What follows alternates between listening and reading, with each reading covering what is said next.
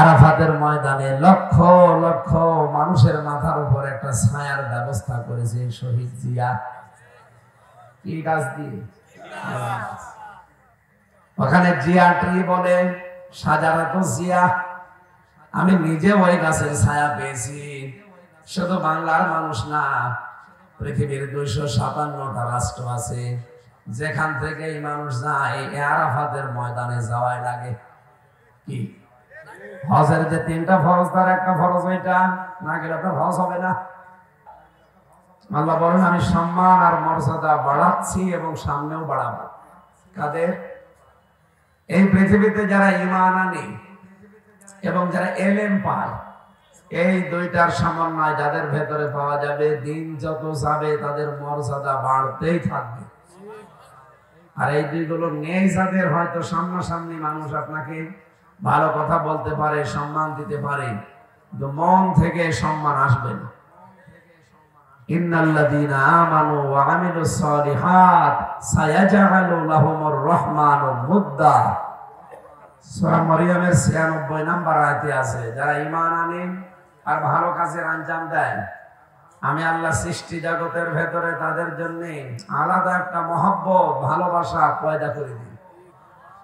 সুতরাং আমাদের সম্মান মর্যাদা বাড়বে আমাদের ঈমানে এবং আমাদের ইলমে। এজন্য পৃথিবীতে সবচাইতে সম্মানিত আল্লাহর কাছে তারা, যে মানুষগুলো আল্লাহকে ভয় করে। ভয় করে কারা? যারা আলেম, যারা ইলম পেয়েছে।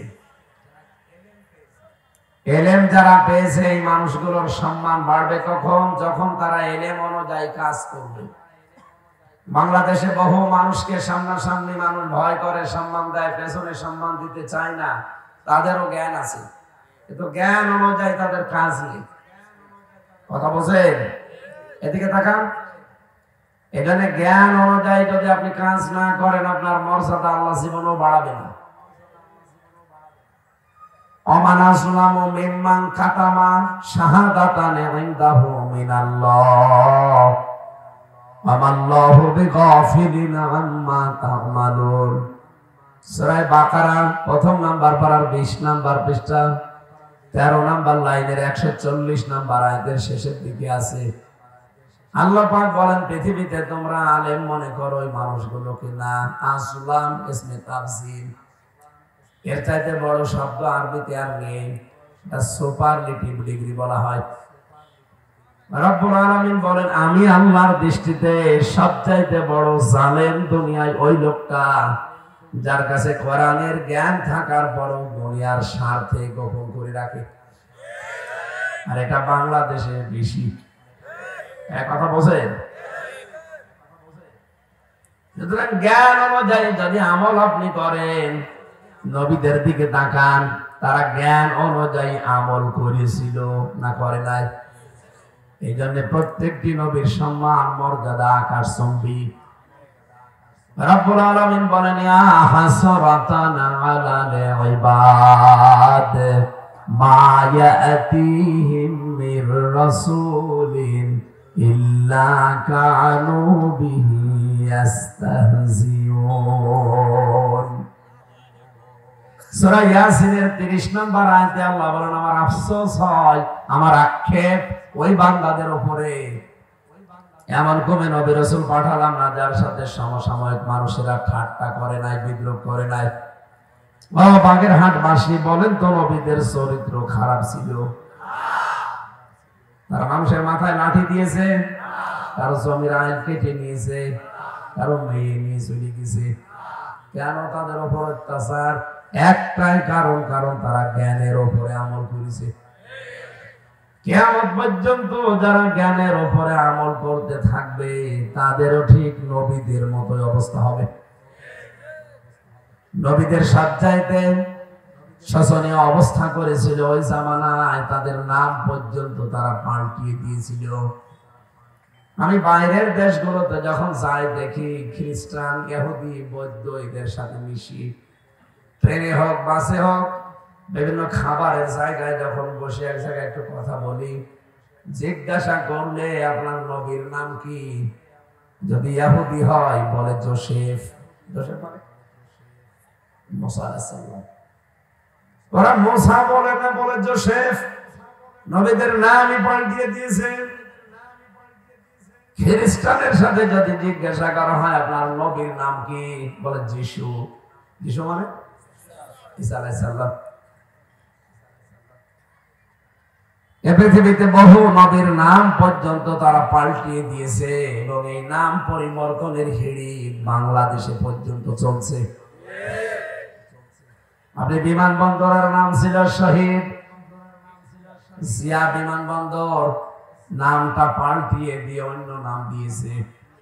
আরাফাতের ময়দানে লক্ষ লক্ষ মানুষের মাথার উপর একটা ছায়ার ব্যবস্থা করেছে শহীদ জিয়া। কি গাছ দিয়ে?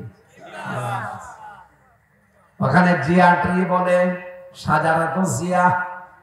আমি নিজে ওই গাছের ছায়া পেয়েছি। শুধু বাংলার মানুষ না, পৃথিবীর 257টা রাষ্ট্র আছে, যেখান থেকে এই মানুষ যায় আরাফাতের ময়দানে যাওয়াই লাগে। কি হজের যে 3টা ফরজ, তার একটা ফরজ এটা না গেলে তো হজ হবে না।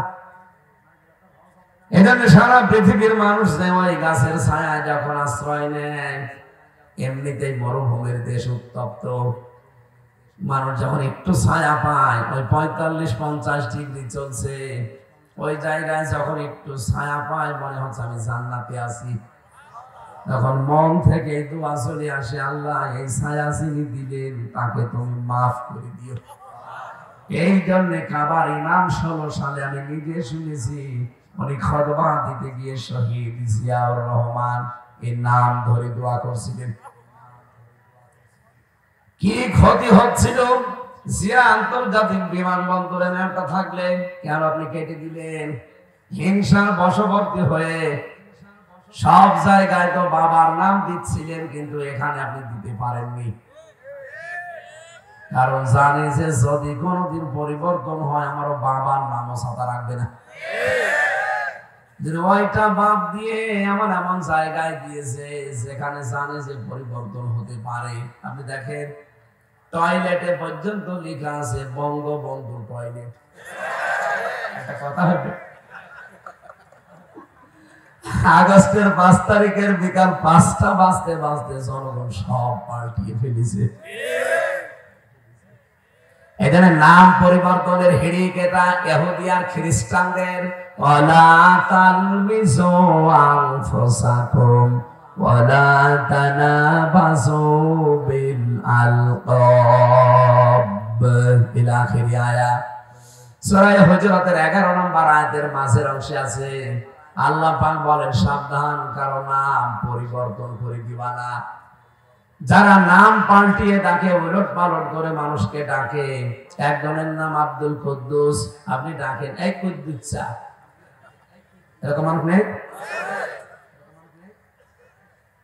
এজনের নাম যারা পাল্টিয়ে দেন, বাংলাদেশে বহু নাম পরিবর্তন করে এমন এমন অবিচার করা হয়েছে, আজ পৃথিবীর ইতিহাস পাল্টিয়ে গেছে। আওয়ামী লীগের সাবেক এমপি গোলাম মাওলা রনি আজকে একটা স্ট্যাটাস দিয়েছে, শহীদ আব্দুল কাদের মোল্লা এই লোকটা মুক্তিযোদ্ধা ছিল, অথচ তার নামটা পাল্টিয়ে কসাই কাদের দিয়ে বিচার করে আপনি তারে শহীদ করে দিলেন। কথা বলছেন, তার নাম কি কসাই কাদের?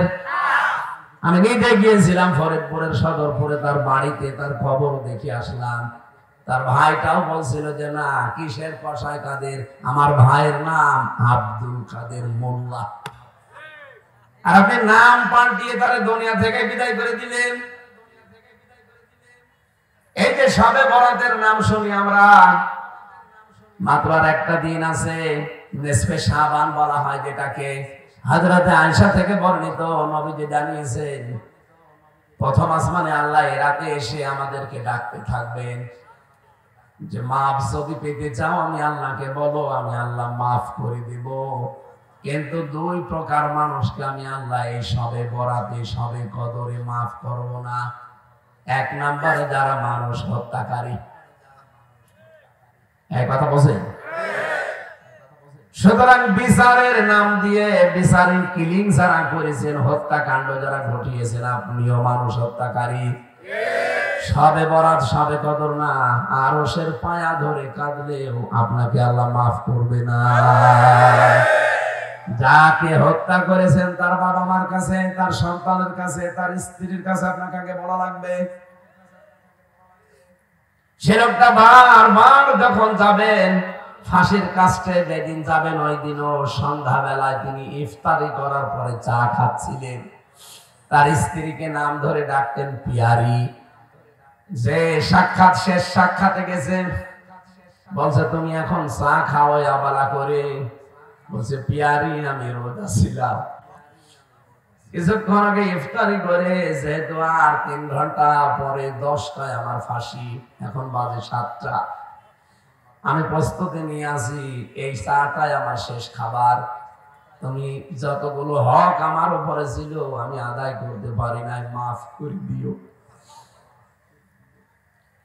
ওনার স্ত্রী পরবর্তীতে চিঠিটা যে কথাগুলো বলেছে চিঠি আকারে ফাঁস করেছে, আমরা দেখেছি, ওটা ইন্টারনেটে এখন আছে।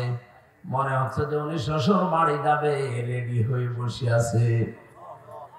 ওই দিন স্ত্রীকে বলেছিল পৃথিবীর মানুষকে জানিয়ে দিও, আমি তো আর কথা বলতে পারলাম না, যে কসাই কাদের আর আব্দুল কাদের মোল্লা এক জিনিস না।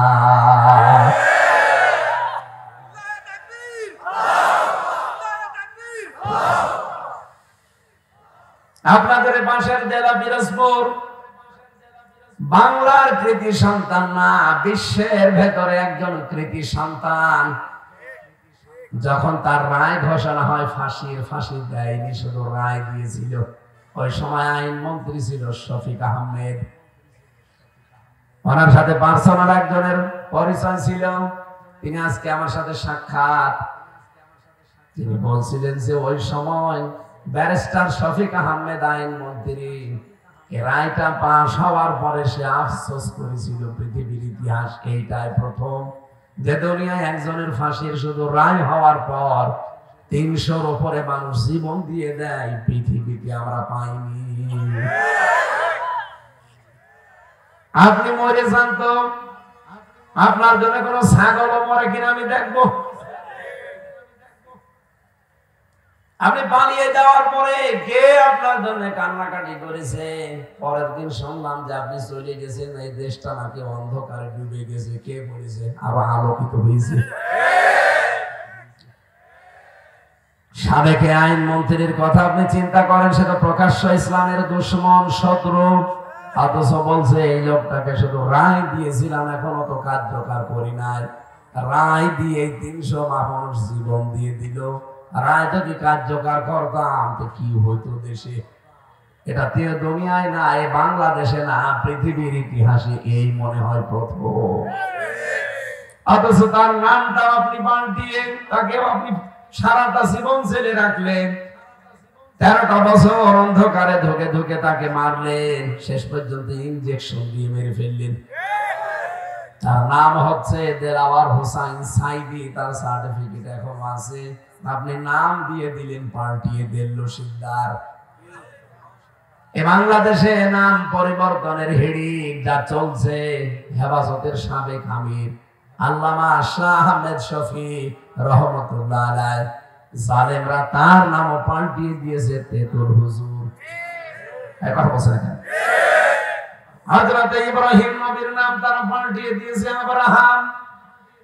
আমি ইহুদিদের সাথে যখন কথা বলেছি, জিজ্ঞাসা করি, তখন ওরা আব্রাহাম বলে। কে ইনি? আমরা যারে ইব্রাহিম বলে ডাকি তারে ওরা আব্রাহাম বলে। এখানে নাম পাল্টানোর, এই পরিবর্তনের এই ইতিহাস, এই চর্চা বন্ধ করা লাগবে। কারণ যারা নাম পরিবর্তন করা এই অভ্যাস তৈরি করে, এরা যদি তাওবা না করে, আল্লাহ পাকে আয়াতের শেষের দিকে জানিয়েছে, ওয়া মাল্লাম ইয়াতুব ফাউলাইকা হুমুজ জালিমুন। যারা নাম পাল্টায় মানুষের, এরা যদি তাওবা না করে, ফিরে না আসে, পরিবর্তন না হয়, এরা যদি না থামে, এরা জালেম হয়ে মারা যাবে। আর বাংলাদেশে তাই যাচ্ছে। এটার নাম পরিবর্তনের হেরেক বন্ধ করা দরকার। আমি যে কথা তুলেছিলাম, পৃথিবীতে সত্যি যদি আপনি এলেম অর্জন করার পরে ওই অনুযায়ী কাজ করতে পারেন, ওই জামানায় যেমন নবীদের উপরে হয়েছিল, নামও পাল্টিয়েছিল, আপনার নামও পাল্টিয়ে জালেমরা দিতে পারে। এজন্য আমাদের সম্মান আর মর্যাদা কোথায় আমরা অনেকে জানি না। এর প্রথম কারণ ঈমান, 2 নম্বরে এলেম। আল্লাহ এই দুইটাই যেন আমাদের দান করেন, বলেন আমিন।